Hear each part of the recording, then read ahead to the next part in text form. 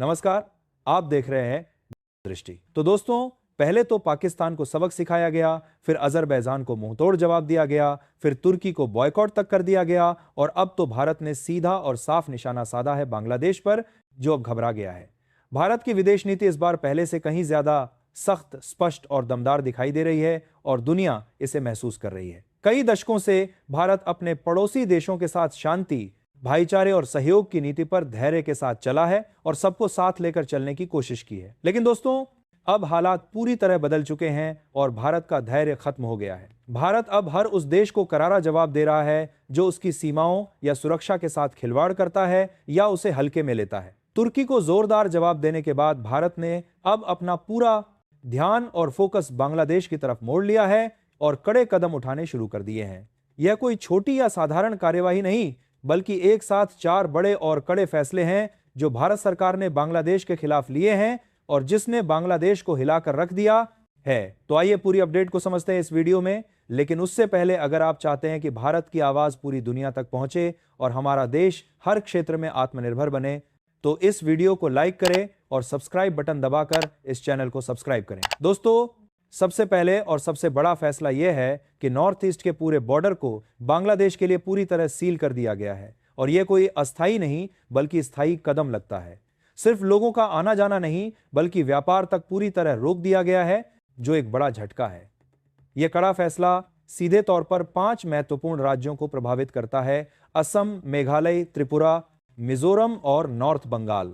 भारत ने यह बड़ा और साहसिक कदम ठीक तब उठाया जब संयुक्त राष्ट्र यानी यूनाइटेड नेशन ने भारत पर ही जांच बैठा दी कि वह रोहिंग्या और बांग्लादेशी शरणार्थियों को देश से बाहर निकाल रहा है और मानवाधिकार का उल्लंघन कर रहा है। यूएन के इस एकतरफा और अन्यायपूर्ण रवैये ने भारत को और भी ज्यादा सख्त और दृढ़ बना दिया। अब भारत ने साफ और मजबूत संकेत दे दिया है कि उसकी सीमा में अवैध रूप से कोई भी व्यक्ति नहीं रहेगा और ना ही उसे बर्दाश्त किया जाएगा। सीमा सुरक्षा बल यानी बीएसएफ को सख्त आदेश दिया गया है कि हर संदिग्ध घुसपैठ पर तुरंत और कड़ी कार्रवाई की जाए और कोई छूट ना दी जाए। भारत और बांग्लादेश के रिश्ते अब एक ऐसे खतरनाक मोड़ पर पहुंच चुके हैं जहां से वापसी आसान नहीं लगती और स्थिति बेहद गंभीर हो गई है। भारत ने बांग्लादेश से आने वाले कई महत्वपूर्ण उत्पादों पर अचानक कड़े प्रतिबंध लगा दिए हैं जो उनकी अर्थव्यवस्था को झटका देंगे। इनमें रेडीमेड कपड़े, लकड़ी का फर्नीचर, प्लास्टिक और पीवीसी से बने सामान, फ्रूट जूस, चिप्स, बिस्किट और सूती धागे जैसे उत्पाद शामिल हैं जो बड़ी मात्रा में आते थे। यह व्यापार पहले सालाना करीब 10,000 करोड़ रुपए का होता था और दोनों देशों के लिए फायदेमंद था, लेकिन अब इसका एक बड़ा हिस्सा पूरी तरह रुक गया है और बांग्लादेश परेशान है। हालांकि भारत ने जरूरी और मानवीय वस्तुओं जैसे मछली, एलपीजी, खाने का तेल और क्रश्ड स्टोन को इस दायरे से बाहर रखा है ताकि आम लोगों को परेशानी ना हो। साथ ही जो सामान बांग्लादेश, नेपाल या भूटान के लिए ट्रांजिट में भेजता है, उस पर अभी रोक नहीं लगाई गई है क्योंकि उससे दूसरे देश भी प्रभावित होंगे।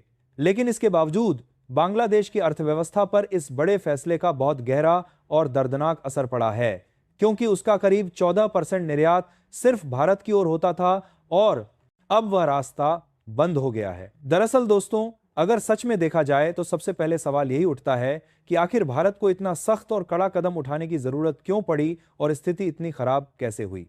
तो वजहें साफ हैं, लेकिन चौंकाने वाली और दुखद भी हैं। भारत ने हमेशा बांग्लादेश को व्यापार में भरपूर राहत दी और उसे बढ़ावा दिया। नॉर्थ ईस्ट के रास्ते एक्सपोर्ट की खुली इजाजत दी और यहां तक कि अपने बंदरगाहों से उसे तीसरे देशों तक माल भेजने की पूरी अनुमति दी और सहयोग किया। लेकिन बदले में बांग्लादेश ने क्या किया?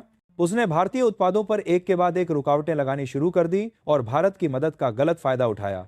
इसका असर सीधा नॉर्थ ईस्ट की इंडस्ट्री और छोटे कारोबारियों पर पड़ा और कई यूनिट्स को घाटे में बंद करना पड़ा। भारत ने जब धैर्य के साथ देखा कि बांग्लादेश इस दोस्ती और भाईचारे का फायदा उठाकर उल्टा नुकसान पहुंचा रहा है और धोखा दे रहा है, तब भारत ने आखिरकार फैसला किया कि अब जवाब उसी की भाषा में दिया जाएगा और सबक सिखाया जाएगा। नॉर्थ ईस्ट, जो पहले से ही भौगोलिक कारणों से देश के बाकी हिस्सों से थोड़ा कटा हुआ है, वहां बांग्लादेश के सस्ते उत्पाद तो बहुत आसानी से पहुंच जाते थे और बाजार पर कब्जा कर लेते थे, लेकिन भारतीय माल वहीं फंस जाता था और उसे रोक दिया जाता था।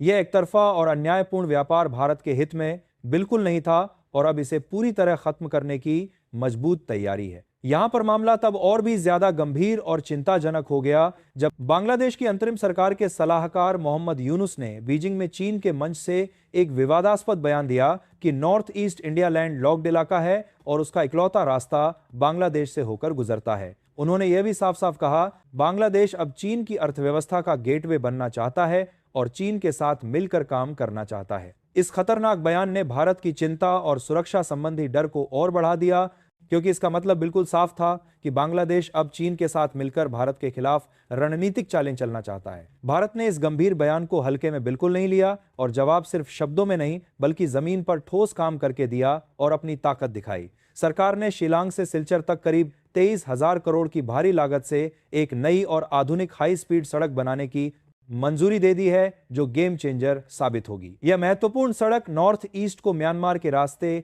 सीधे समुद्र से जोड़ेगी और Kaladan multi modal transit project को नई ताकत और गति देगी। और आपको स्क्रीन पर दिखाई दे रहे इस महत्वपूर्ण मैप में भली भांति समझ में आ रहा होगा कि इस सड़क से भारत के पूर्वोत्तर इलाकों को अब बांग्लादेश पर निर्भर नहीं रहना पड़ेगा और हम पूरी तरह आत्मनिर्भर हो जाएंगे। यानी भारत की नीति अब बिल्कुल साफ और मजबूत है कि कोई भी देश उसकी आर्थिक या भौगोलिक कमजोरी का फायदा नहीं उठा सकेगा और ना ही उसे ब्लैकमेल कर सकेगा।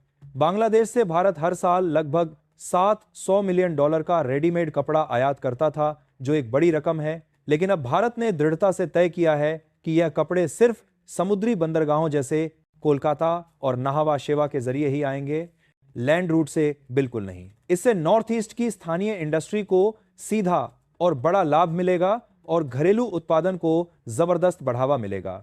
इन कड़े फैसलों से बांग्लादेश की अर्थव्यवस्था पर भारी दबाव पड़ना अब तय है और वे इसे महसूस कर रहे हैं।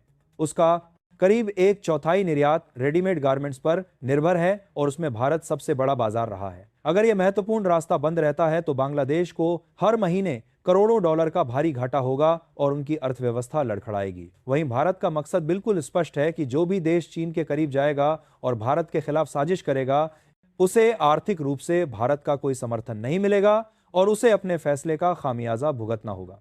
बांग्लादेश ने अब वही भाषा बोलनी शुरू कर दी है जो हाल में यूनाइटेड नेशन ने भारत के खिलाफ इस्तेमाल की थी और आरोप लगाए थे। बांग्लादेश के गृह मामलों के सलाहकार ने भारत पर उल्टा आरोप लगाया कि वह अपने नागरिकों को जबरन पुश इन के जरिए बांग्लादेश में भेज रहा है और उन्हें धकेल रहा है।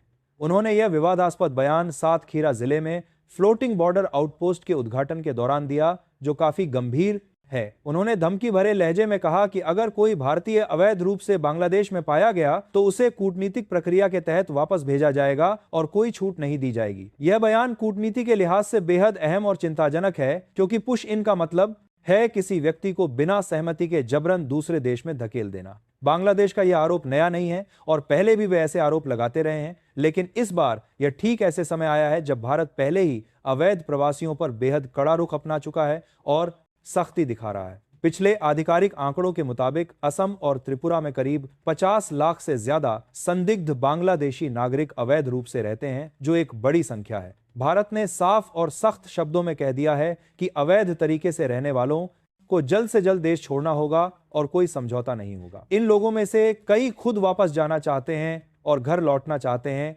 लेकिन बांग्लादेश की सरकार उन्हें स्वीकार नहीं कर रही और मुंह मोड़ रही है।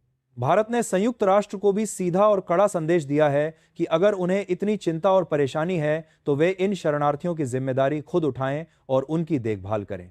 भारत ने अब अपनी सीमा सुरक्षा को और भी ज्यादा मजबूत और कड़ा कर दिया है और कोई कमी नहीं छोड़ी। बांग्लादेश बॉर्डर पर अतिरिक्त सेना और सुरक्षा बल तैनात किए गए हैं और बॉर्डर फेंसिंग के साथ आधुनिक सीसीटीवी कैमरों से निगरानी बढ़ाई गई है।